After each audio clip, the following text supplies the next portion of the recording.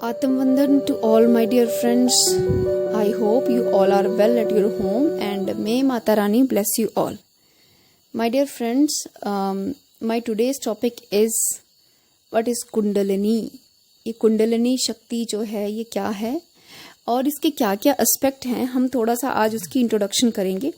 ये पूरी कुंडलिनी की मैं सीरीज़ चलाने वाली हूँ जिसमें हम क्या करेंगे कि बारी बारी कुंडलिनी जो भी है, ठीक है, इसकी चक्रास, इससे रिलेटेड चक्रास और कैसे कैसे हम इन पे काम कर सकते हैं, तो वो हम करेंगे। लेकिन थोड़ा सा पहले हम जान लें कि कुंडलिनी है क्या। और तो Kundalini as you all, I hope, मैं ये मान के चल रही हूँ कि ऑलमोस्ट आप सबको पता है कि कुंडलिनी एक डॉर्मेंट एनर्जी है। सुप्त अवस्था में हमारे प्राणिक शरीर में, एनर्जी बॉडी में सुप्त अवस्था में पाए जाने वाली एक आध्यात्मिक शक्ति है, ठीक है, जो कि हमारे मूलाधार में स्थित होती है। मूलाधार चक्र का स्थान कहाँ है? मूलाधार चक्र अगर हम मेल में बात करें तो पेरेनियम नाम की एक जगह है मूलाधार में। अगर आप गूगल सर्च करेंगे तो पेरेनियम एक प्लेस है एनर्जी बॉडी में, वहाँ पे उनका मूलाधार रहता है। और अगर फीमेल की बात करें तो ये बिल्कुल यूट्रस के एंड जो सर्विक्स का एरिया है वहाँ पे ये रहता है, सर्विकल जो एरिया है वहाँ पे ये रहता है, होता है मूलाधार। ओके, मीन्स टोटली जहाँ पे हम जमीन, जब हम बैठते हैं जमीन के साथ जो बॉडी पार्ट हमारा टच हो रहा होता है वो हमारा मूलाधार स्थान माना गया है, राइट। तो कुंडलिनी को हम बहुत सारी टेक्निक से क्या कहते हैं, जगा सकते हैं। बहुत सारे आसना, प्राणायाम, क्रिया, मेडिटेशन एटसेट्रा से हम इसको जगा सकते हैं। लेकिन ये बहुत कॉम्प्लेक्स प्रोसेस है और डेफिनेटली इसमें गुरु की आवश्यकता होती है। Kundalini awakening and chakra balancing दोनों ही डिफरेंट थिंग्स हैं, राइट। इस चीज़ का आप बिल्कुल ध्यान रखेंगे कि चक्रा बैलेंस करना, हार्मोनाइज करना, उनको एनर्जाइज करना वो एक अलग चीज़ है और कुंडलिनी अवेकनिंग एक बहुत ही डिफरेंट चीज़ है, राइट।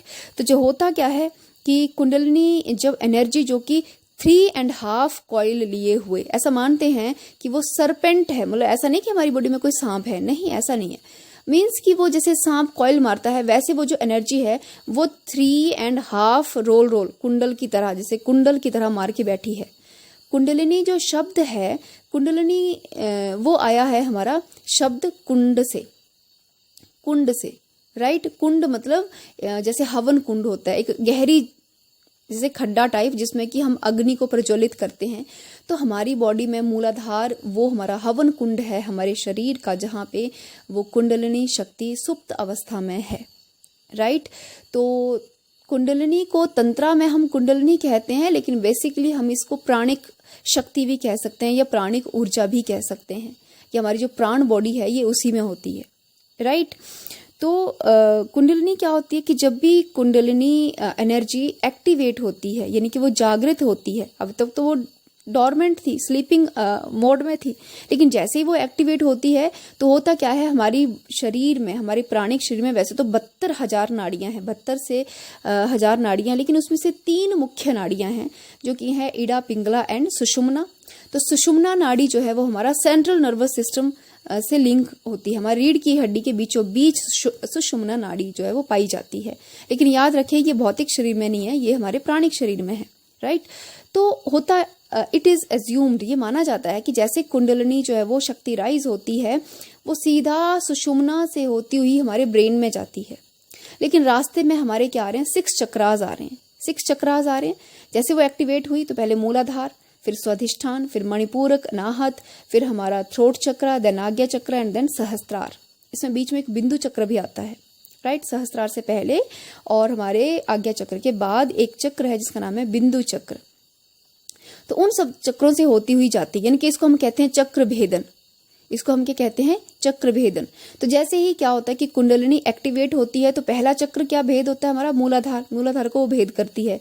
मूलाधार जो है उसकी कुछ पावर्स हैं, यानी कि हम ये कह सकते हैं कि मूलाधार जो है वो हमारे ब्रेन से रिलेटेड है, यानी कि हमारे ब्रेन में बहुत सारे पार्ट्स हैं जो बहुत कॉन्शियस हैं और बहुत से ऐसी हमारे ब्रेन के ऐसे पार्ट हैं जो कॉन्शियस नहीं है, अभी वो जागृत नहीं है, ठीक है। तो मूलाधार या फिर हमारे जो 6 के 6 चक्र हैं ये हमारे ब्रेन से संबंधित है, किसी न किसी ब्रेन के किसी न किसी पार्ट से क्या है, संबंधित हैं, ये लिंक्ड हैं।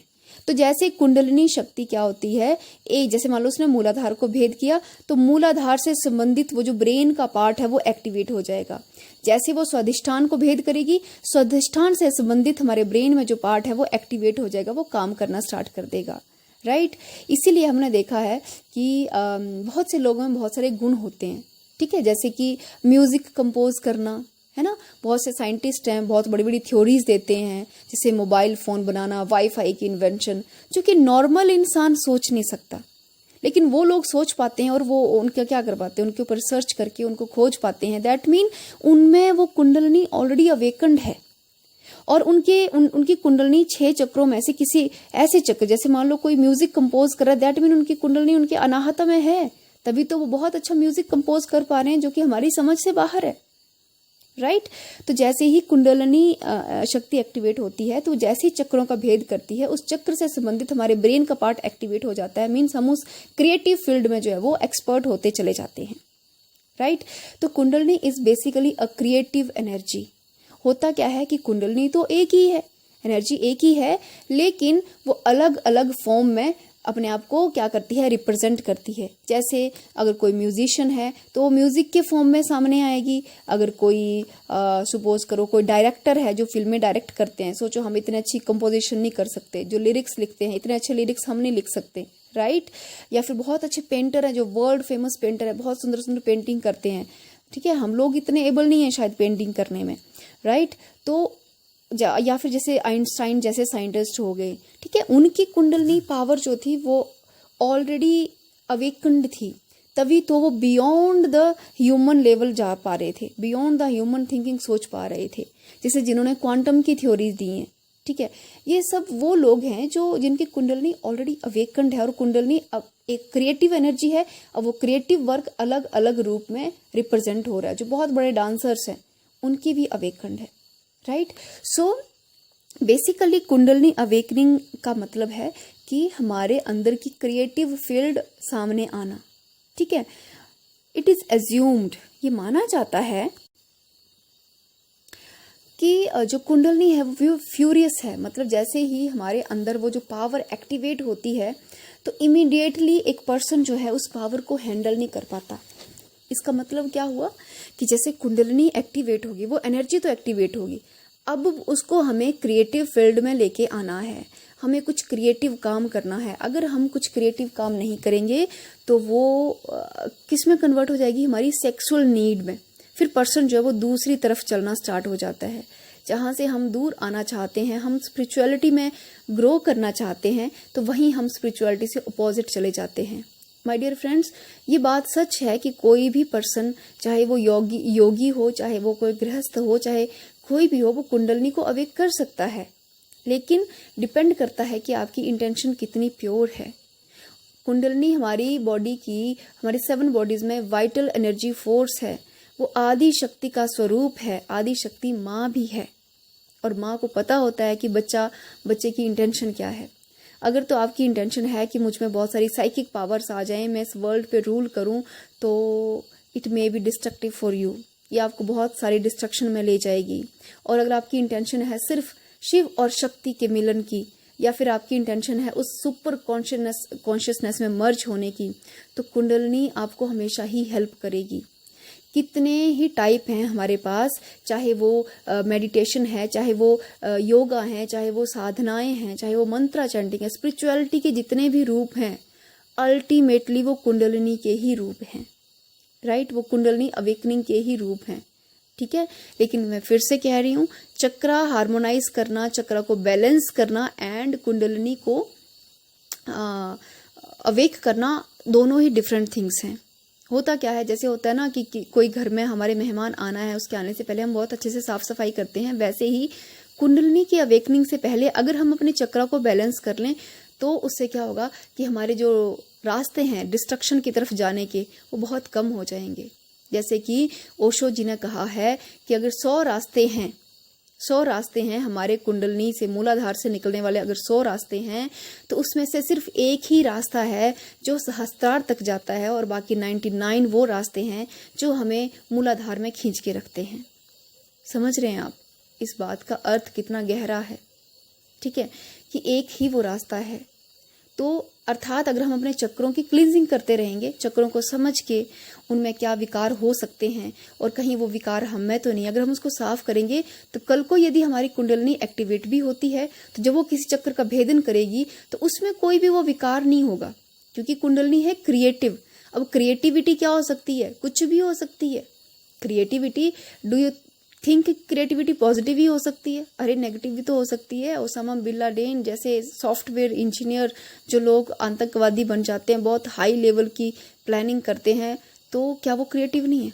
वो भी क्रिएटिव है, लेकिन उनकी जो पावर है ना वो उनको डिस्ट्रक्शन की तरफ ले जा चुकी है, राइट। तो इसीलिए बहुत ज़रूरी है अपने चक्रों पे काम करना और चक्रों को समझ के उन चक्रों पे काम करके उनको क्लींस एंड हार्मोनाइज करना। और साथ ही साथ हमें कभी भी अपने अपर मतलब हमें कभी भी ऊपर के चक्रों से स्टार्ट नहीं करना है। याद रखिए, मूलाधार से ही हमें अपनी हीलिंग स्टार्ट करनी है। चाहे हम मान लीजिए इस जन्म में मैं 6 चक्रों की कुंडलिनी 6 चक्रों तक पहुंच चुकी है मेरी, या मैं 6 चक्रों की हीलिंग कर चुकी हूँ, लेकिन अगर मेरा अगला जन्म होगा तो स्टार्टिंग मुझे मूलाधार से ही करनी पड़ेगी।